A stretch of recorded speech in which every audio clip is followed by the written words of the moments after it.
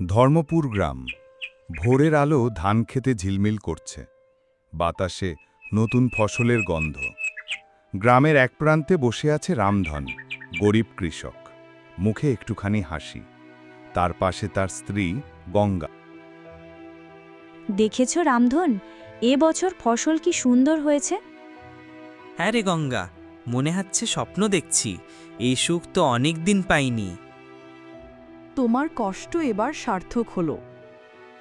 কষ্ট আমার একার ছিল না, তুমিও তো রাত দিন খেতে এসেছো, বীজ বুনেছ, ধান কেটেছ। ঠিক তখনই গ্রামের মহাজন গম্ভীর চেহারার লোকটি ধীরে ধীরে ক্ষেতের ধারে এসে দাঁড়াল। রামধন, কেমন আছো?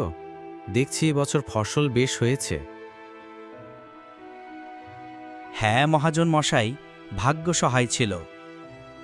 ভাগ্য তো সহায় হবেই যখন আমার টাকা দিয়ে চাষ করলে। মনে রেখো, মাসের শেষে সুদ সহ টাকাটা ফেরত চাই। নিশ্চিন্তে থাকুন, এবছর আমি আপনার সব টাকা শোধ করব। শোধ করবা, এই কথা সবাই বলে, দেখি শেষ পর্যন্ত কি হয়। রামধন মাথা নিচু করে ধান কাটতে থাকে। গঙ্গা মহাজনের দিকে একবার তাকিয়ে মুখ ফিরিয়ে নেয়। সে রাতে আকাশ কালো মেঘে ঢেকে গেছে। হঠাৎ প্রবল বাতাস বইতে শুরু করল। গাছের ডাল ভেঙে পড়ছে। বজ্রপাতের আলোয় গ্রাম কাঁপছে। রামধন, বাইরে এত ঝড়, ফসলের কি হবে। কিছু করার নেই গঙ্গা, এই ঝড় থামা পর্যন্ত অপেক্ষা করো। বাবা, আমাদের ক্ষেতের ধান নষ্ট হয়ে যাবে নাকি?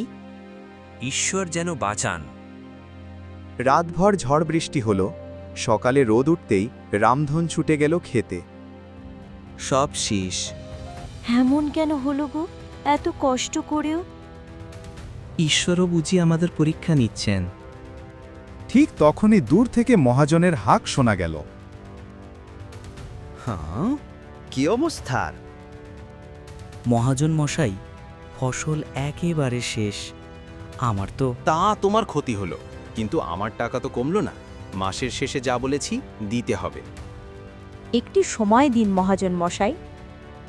সময়? টাকা নিতে আমি সময় দিই না। টাকা না দিলে তোমার বাড়ি ঘর জমি সব আমার হবে।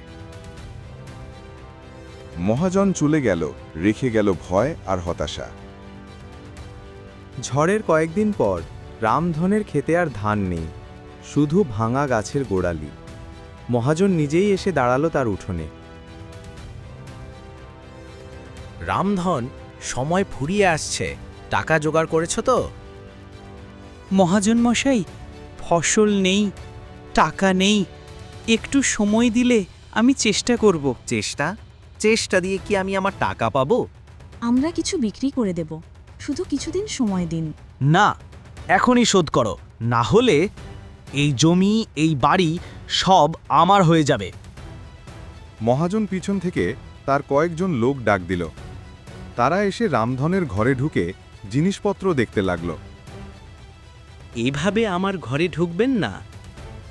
এই ঘর এখন আর তোমার নয়। আজ থেকে তুমি আর তোমার পরিবার এখানে থাকতে পারবে না। মহাজনের লোকেরা ঘরের দরজা জানালা খুলে ফেলল, জিনিসপত্র উঠিয়ে নিল। রামধনের পরিবারের চোখে জল, কিন্তু প্রতিরোধের শক্তি নেই। এখন আমরা কোথায় যাব। বাঁচতে হলে জঙ্গলই একমাত্র পথ। পরদিন ভোরে রামধন তার স্ত্রী আর ছেলেকে নিয়ে জঙ্গলের ভেতরে চলে গেল। উঁচু গাছের ফাঁকে এক জায়গা বেছে নিল তারা। বাবা, এখানে কি আমরা ঘর বানাবো? হ্যাঁ, কাঠ দিয়ে ছোট্ট একটা কুঁড়ে ঘর বানাবো। এখন থেকে এটাই আমাদের বাসা। গ্রামের আলো থেকে দূরে, এখানে। আলো তো মনেও জ্বালাতে হয় গঙ্গা। দিন গড়াতে রামধন কাঠ কাটতে শুরু করল। ঘাম ঝরছে, কিন্তু সে থামছে না। রামধন, কতদিন এভাবে চলবে। যতদিন ভাগ্য আমাদের পরীক্ষা নেয় ততদিন, কিন্তু একদিন সব বদলাবে। একদিন সকালে রামধন বাজারে কাঠ বেছে ফেরার পথে হঠাৎ ভুল রাস্তা ধরে হাঁটতে লাগল। ঘন জঙ্গলের ভেতর ঢুকে পড়েছে, চারপাশ অন্ধকার হয়ে আসছে। এই পথে তো আমি আগে কখনো আসিনি। কাকের ডাক এই ঘন জঙ্গলে? হঠাৎ দূরে চোখে পড়ল এক ক্ষীণ আলো। রামধনু কৌতূহল নিয়ে এগোতে লাগল। আলোটা যেন কোনো পাহাড়ের গায়ে তৈরি ফাটল থেকে বেরোচ্ছে। এখানে আলো কেমন করে আসছে? ফাটলের ভেতর দিয়ে ঢুকে গেল রামধন। এক মুহূর্তে সে দাঁড়িয়ে গেল এক বিশাল গুহার সামনে। এ যে রাজপ্রাসাদের মতো। রামধন সাবধানে ভেতরে এগিয়ে গেল। দেয়ালে সোনালি খোদাই, মেঝেতে রঙিন পাথর, আর সামনে সিংহাসনে বসা এক গম্ভীর চেহারার রাজা। কে তুমি, পচিক? আমি রামধন, এক গরিব কৃষক। পথ ভুলে এখানেই চলে এসেছি মহারাজ। পথ ভুলে কেউ এখানে আসে না। বলো, কি কষ্ট তোমার? আমার ফসল ঝড়ে নষ্ট হয়ে গেছে, ঋণ শোধ করতে পারিনি। মহাজন আমার ঘরবাড়ি নিয়ে নিয়েছে। এখন জঙ্গলে থাকি, কাঠ কেটে সংসার চালাই। তোমার কষ্ট আমি বুঝতে পারছি। রাজা হাতের ইশারায় এক সোনালি থালা আনালেন, যাতে ভরা ছিল ঝকঝকে মোহর। এগুলো নাও, তোমার দুঃখ ঘোচাতে কাজে লাগাও। না মহারাজ, আমি ভিক্ষুক নই, পরের দান নিয়ে বাঁচতে চাই না। যদি তোমাকে না দিই তবে এগুলো কাকে দেব? তোমার সততা আমার পছন্দ হয়েছে। রামধন কিছুক্ষণ দ্বিধা করল। তারপর রাজা যখন জোর দিলেন, তখন সে মোহরের থালা হাতে নিল। আমি এই উপকার কোনোদিন ভুলব না মহারাজ। মনে রেখো, সোনা মোহরের চেয়ে সততা অনেক বড় ধন। মোহর নিয়ে রামধন গুহা থেকে বেরিয়ে এলো।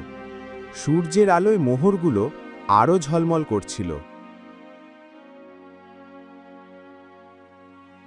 গুহা থেকে ফেরার পর রামধন সোনার মোহর দিয়ে মহাজনের সমস্ত ঋণ শোধ করল। এই নিন আপনার টাকা, সুদসহ। এত মোহর কোথায় পেকি? ভাগ্য সহায় হয়েছে মহাজন মশাই। ভাগ্য গ্রামের লোকেরা রামধনের নতুন কাপড়, ঘর আর সুখী মুখ দেখে অবাক হয়ে গেল। উড়ে, রামধন তো কয়েকদিন আগেও জঙ্গলে থাকতো, এখন দেখি। নিশ্চয়ই কোথাও গুপ্তধন পেয়েছে। শুধু বলি, পরিশ্রম আর সততার ফল একদিন মেলে। দিনগুলো কেটে যাচ্ছিল শান্তি আর আনন্দে।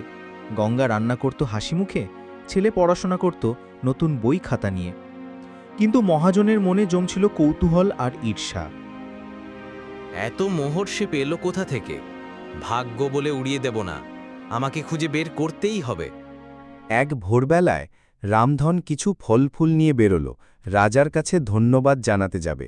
মহাজন লুকিয়ে তার পেছনে লাগল। আজ ধরা পড়বি তুই, রামধন। রামধন জঙ্গলের গভীরে গিয়ে পরিচিত পথে হাঁটতে থাকে। মহাজন দূর থেকে গাছের আড়ালে লুকিয়ে সব দেখছিল। আশা করি আজ মহারাজের সঙ্গে দেখা হবে। মহারাজ? দেখি কেমন মহারাজ। রামধন গুহার ফাটলের কাছে পৌঁছে ভেতরে ঢুকে গেল। মহাজন কিছুক্ষণ অপেক্ষা করল, তারপর সতর্ক পায়ে অনুসরণ করল।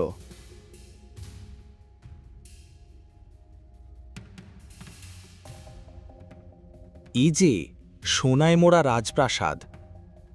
সিংহাসনে বসে থাকা রাজা এবার তাকালেন মহাজনের দিকে।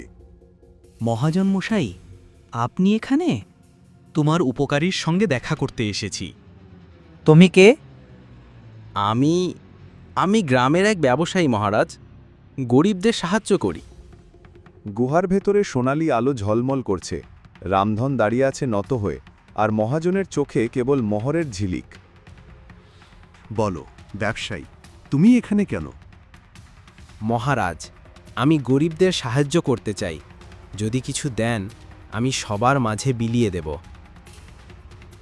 কিন্তু আপনি তো... চুপ, মহারাজের সামনে বেশি কথা বলো না। রাজা এক দৃষ্টিতে মহাজনের দিকে তাকালেন, যেন মনের ভেতর সব পড়ে ফেললেন। তোমার চোখে লোভের ছায়া দেখছি। সততা ছাড়া এই ধন কেউ পায় না।